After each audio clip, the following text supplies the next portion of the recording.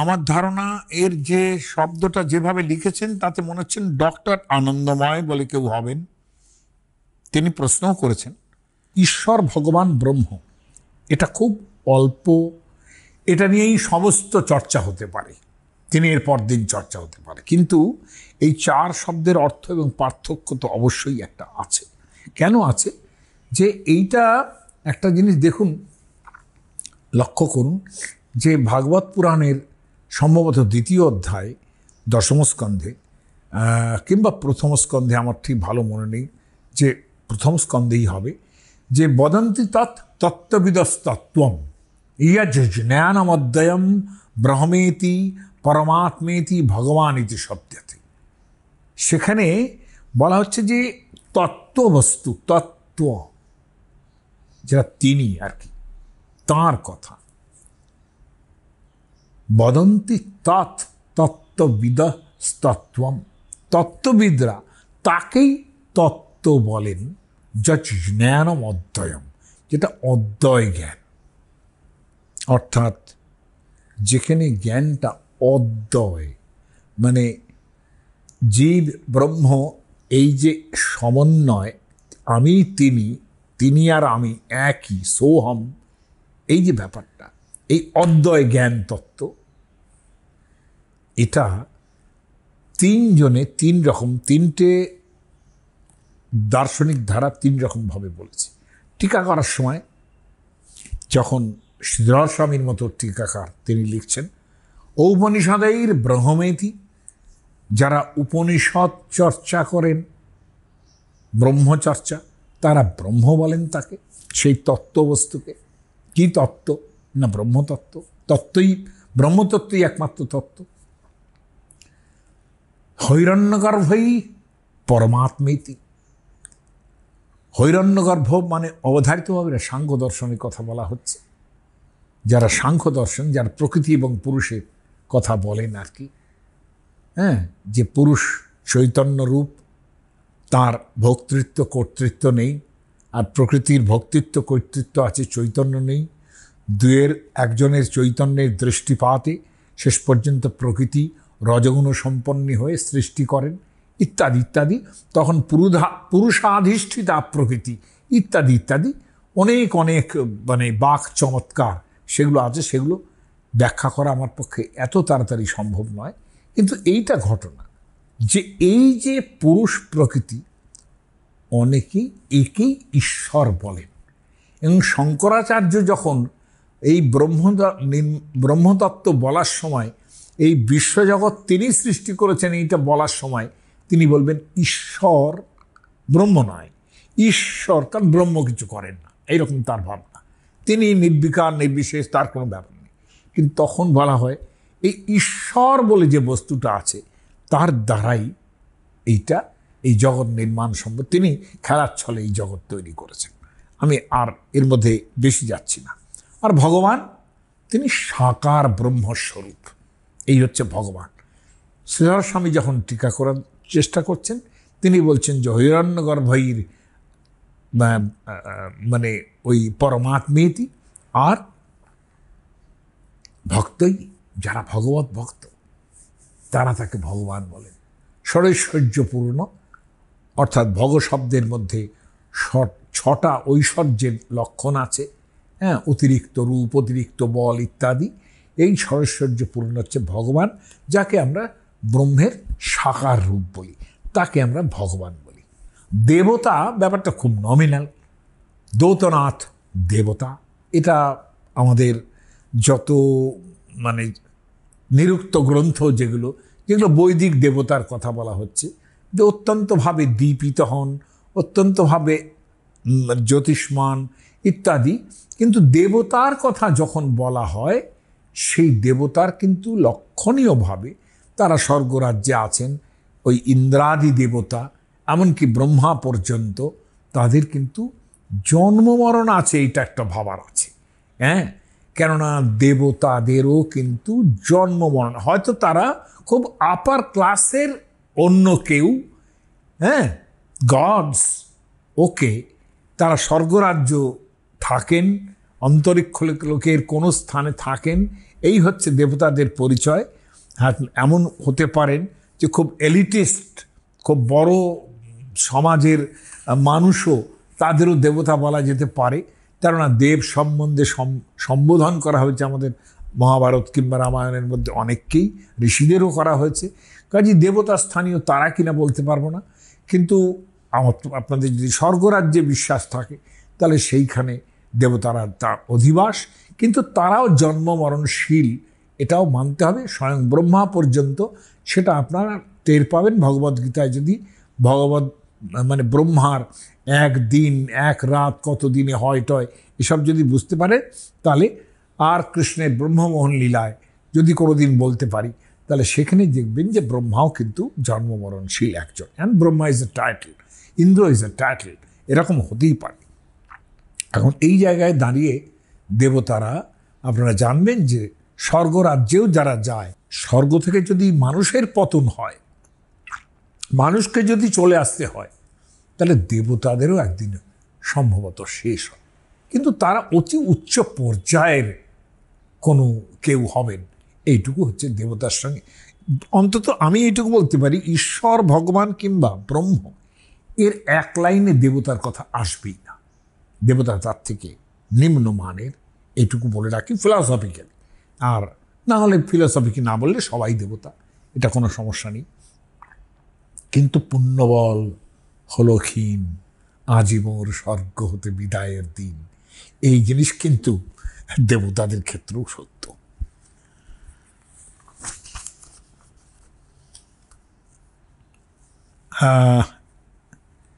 SG04F তিনি প্রশ্ন করেছেন যে প্রথম সংস্কৃত অভিধান বাংলা হরফে লেখা হয়েছিল।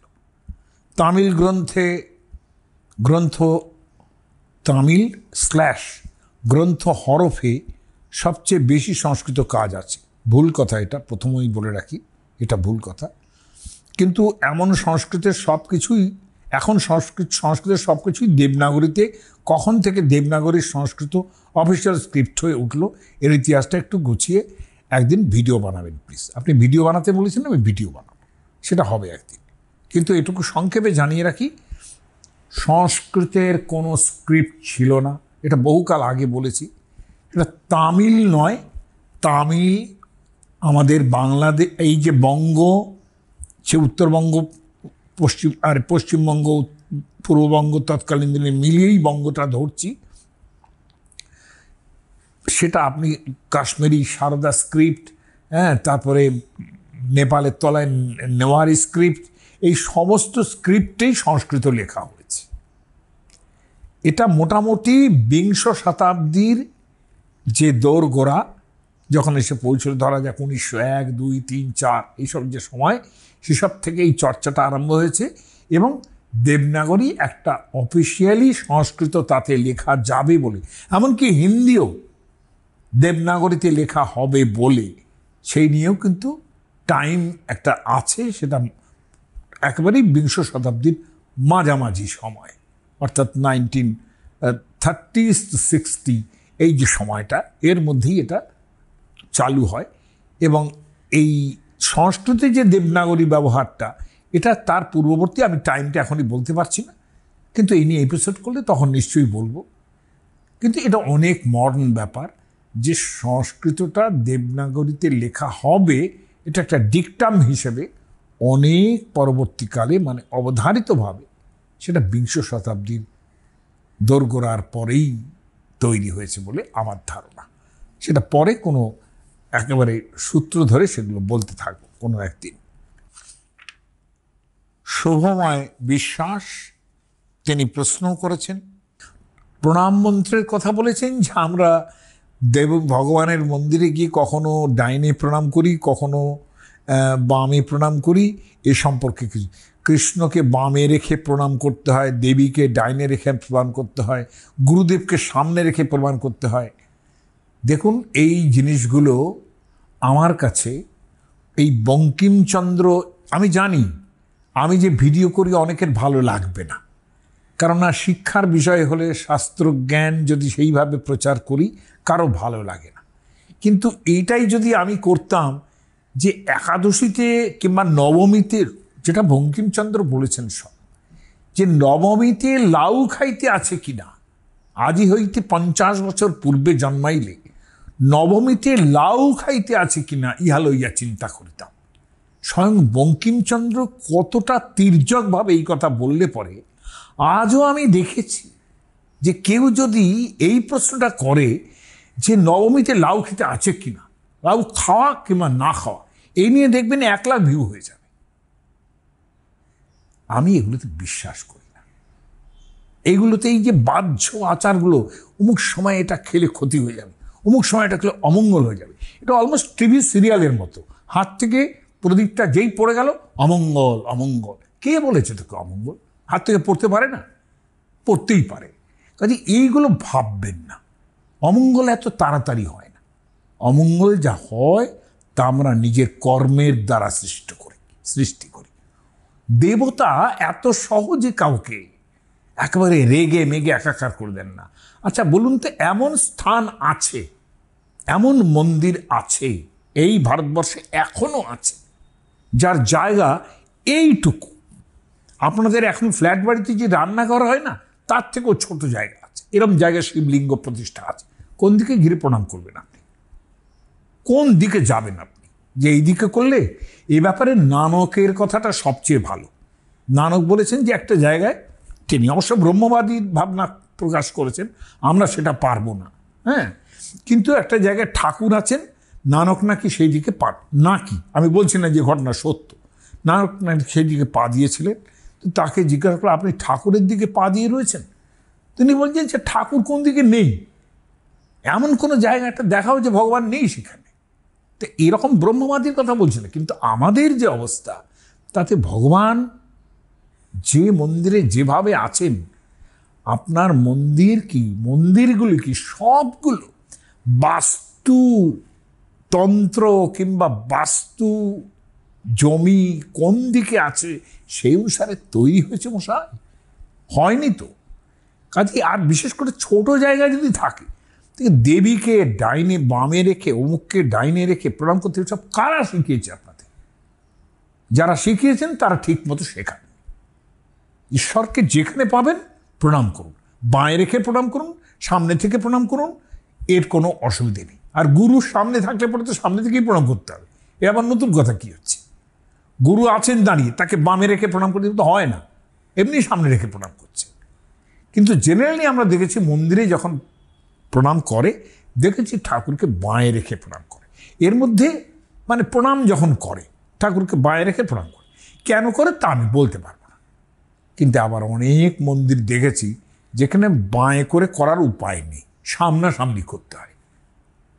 আমি দক্ষিণেশ্বরের ভবতারিণী মন্দিরেই খুব পাশে জায়গা পাই না, সামনে সোজাসুজি প্রণাম করতে হয়। এরকম জায়গা খুব শক্ত ওই রকমভাবে হয় না, মন্দির ওইভাবে তৈরি হয়।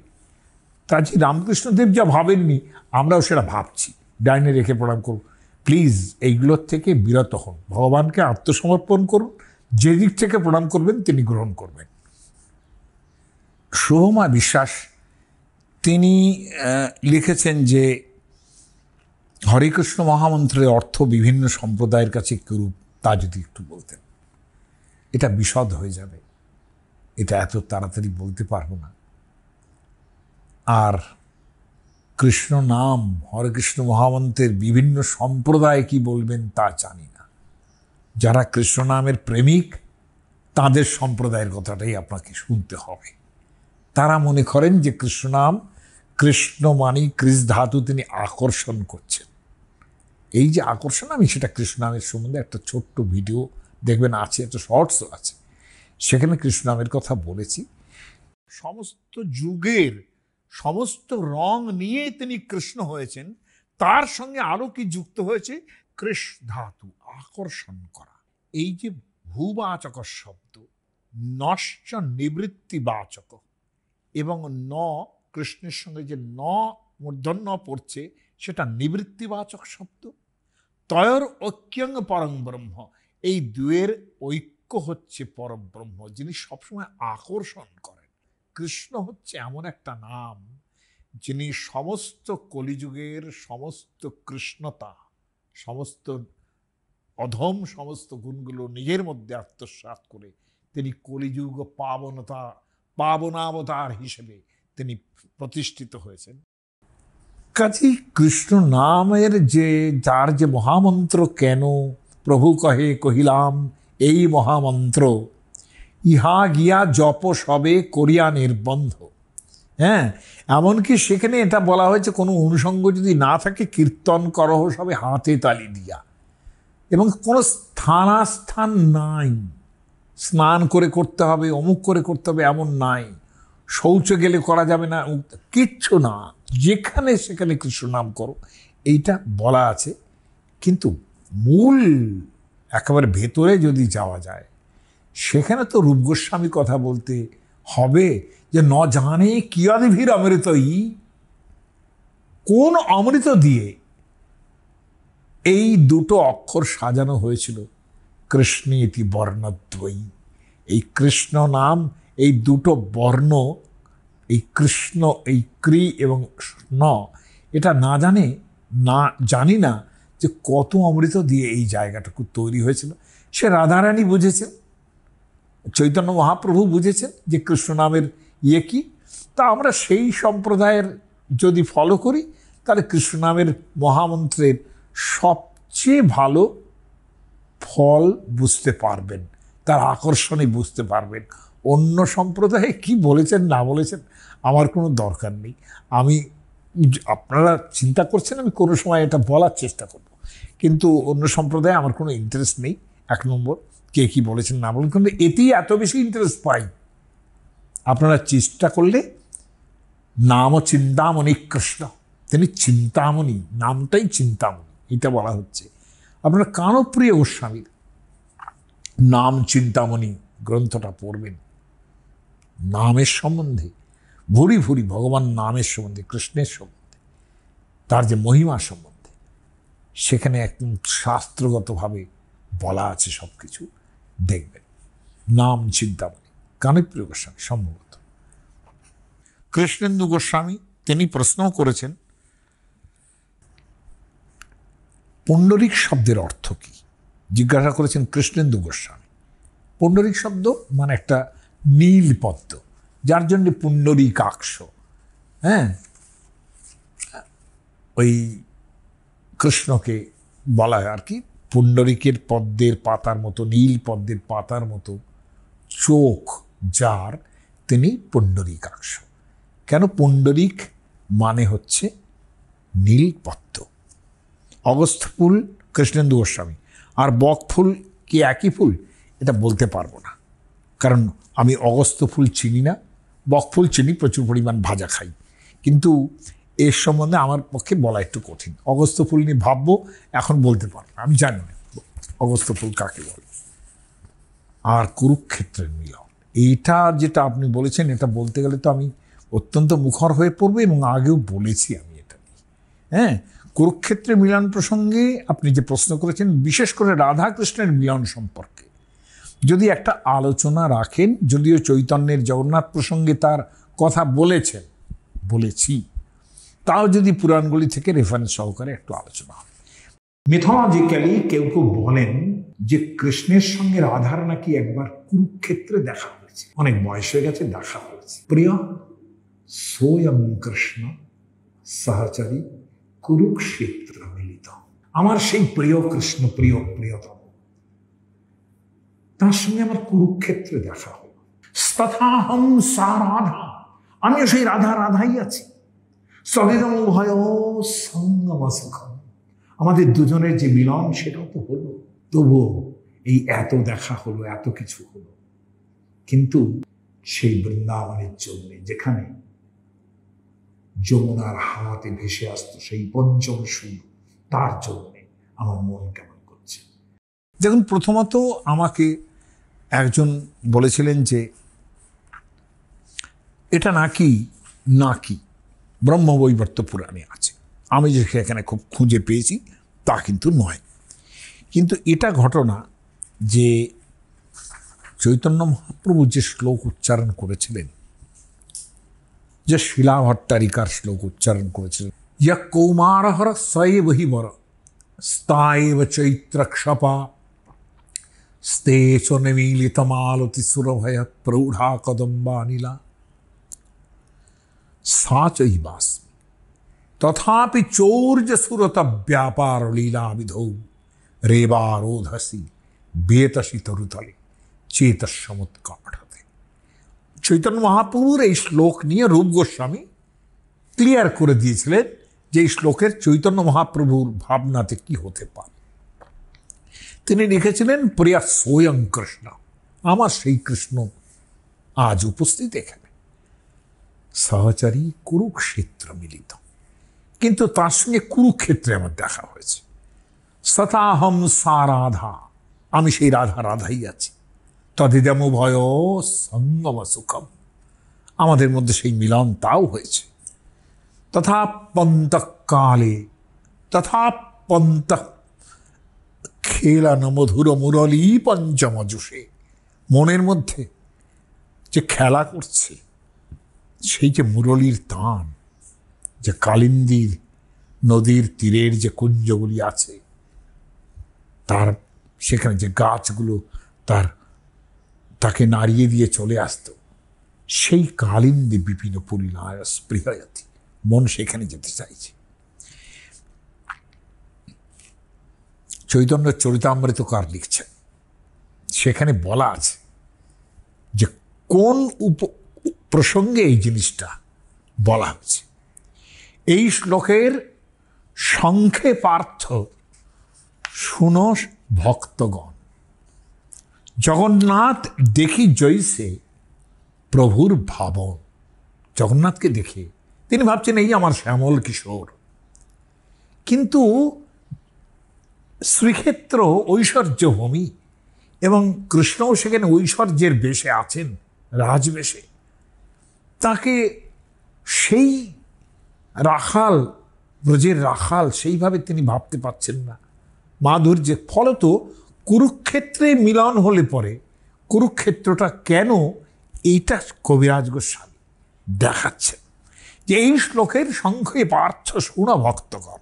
জগন্নাথ দেখি জৈসে প্রভুর ভাবন, জগন্নাথকে দেখে প্রভু কি ভাবছেন।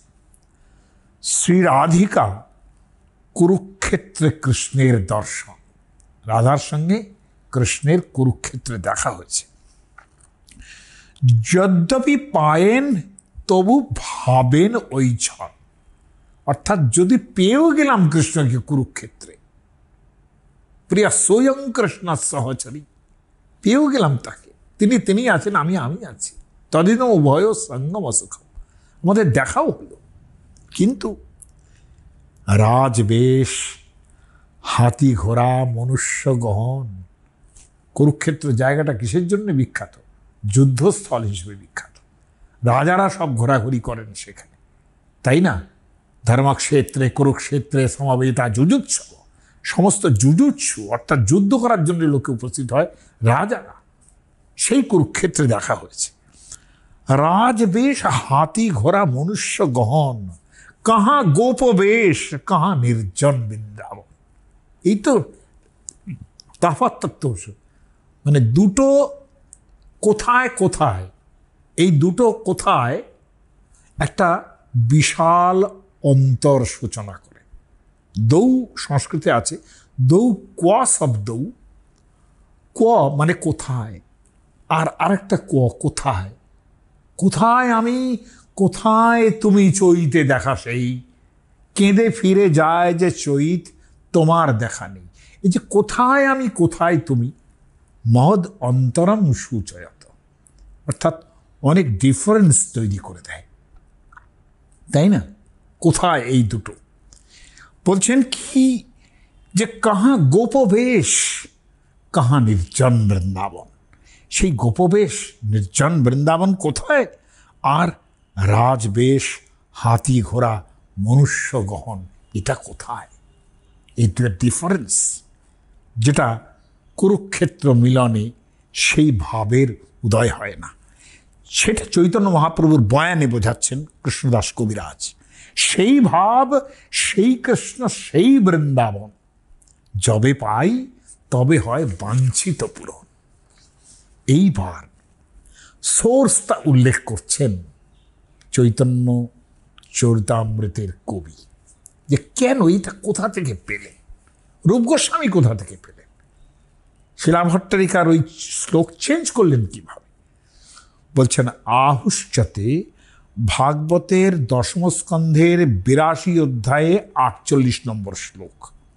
সেখানে বলছেন আহুশ্চতে নলিন নাভ পদারবিন্দম যোগেশ্বরৈর হৃদয় বিচিন্তম অগাধ বোধই সংসার কূপ পতিতোত্তরমাবলম্বম গেহম জুষামপি মনঃসুদিয়াৎ সদান। সেখানে নাকি কুরুক্ষেত্রে সকলে জমায়েত হয়েছিলেন, সেখানে নাকি একটা ইক্লিপস, একটা সূর্যগ্রহণ উপলক্ষে। সেখানে নাকি এই প্রথমে কৃষ্ণরা যখন দ্বারাবতীতে আছেন তারাও উপস্থিত হয়েছেন, বৃন্দাবনের এই সমস্ত গোপীরাও সেখানে উপস্থিত হয়েছেন। ওই উপরাগ মানে হচ্ছে সূর্যগ্রহণ, সেখানে উপস্থিত হয়েছে। এই যে উপস্থিত হয়েছেন সেইখানে কৃষ্ণের সঙ্গে রাধারানীর তথাকথিতভাবে দেখা হয়েছে বলে মনে করা হচ্ছে। গোপীদের কথা বলা হচ্ছে, রাধার কথা বলা হচ্ছে না। ভাগবতে রাধার নাম ওইরকমভাবে করা হয়নি। তিনি সবসময় গন্ধের মধ্যে থাকেন, যেটা আমাদের মহানামব্রত ব্রহ্মচারী বলেছিলেন যে ভাগবতের তো রাধার নাম নেই, রাধার গন্ধ আছে। হ্যাঁ, তো এই যে আমরা গন্ধবতী দেখছি, গন্ধবতী গোপীদের দেখছি এখানে, রাধার নামে গন্ধবতী গোপীদের দেখছি এখানে। তারা বলছেন যে আহুষ্যতে নলিননাভ পদারবিন্দ, গভীর জ্ঞানী যোগীরা তোমার চরণপদ্মের ধ্যান করে। পদারবিন্দ লক্ষণীয় যোগীদের কথা বলছেন। কিন্তু আমরা তো সংসারের কুয়োর মধ্যে পড়ে আছি, সেটা আমরাও তোমার চরণে পড়ে আছি, কিন্তু আমরা ঘরে ফিরে যেতে চাই। অর্থাৎ গেহম জুষাম অপি মনস্সু উদীয়াৎ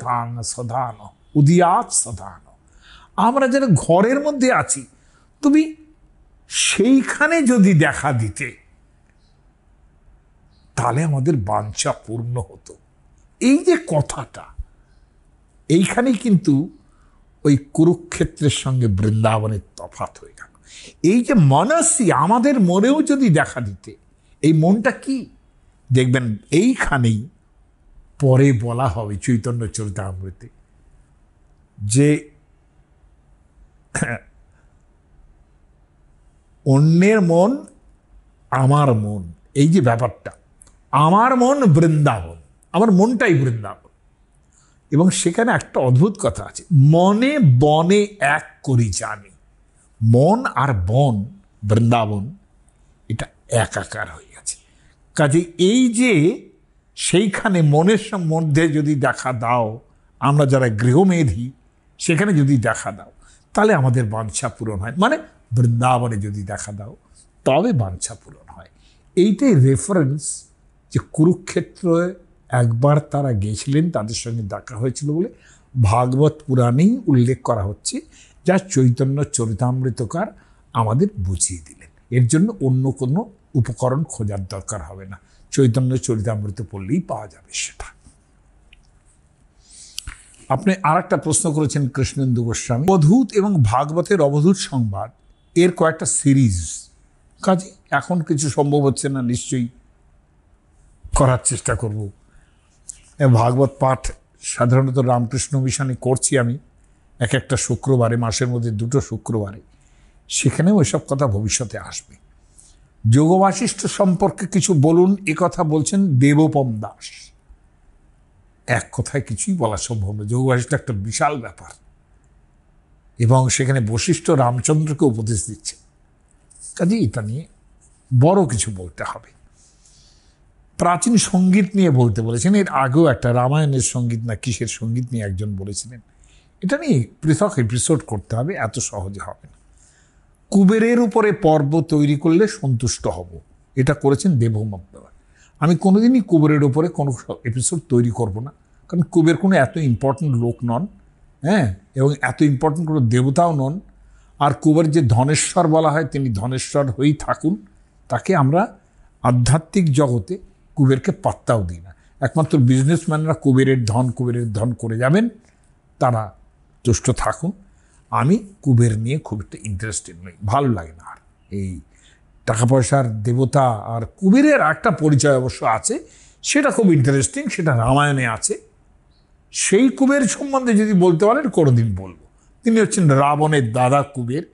কুবের কিভাবে তার নিজের জায়গা চ্যুত হয়ে আলটিমেটলি অন্য জায়গায় চলে গেলেন লঙ্কা ছেড়ে, সেই নিয়ে গল্প বলতে বললে আমি রামায়ণ থেকে সেটা শোনাতে পারবো, সেই এপিসোডটা পূরণ করতে পারি। কিন্তু ধনাধিপতি কুবের নিয়ে আমার কিছু বলার নেই। সকলকে ধন্যবাদ যারা প্রশ্ন করেছেন, কিন্তু এটাও মনে রাখবেন যে আমি যারা এমনি সাধারণভাবে প্রশ্ন করছেন তাদেরও আমি কিছু কিছু উত্তর দেব এরপরে।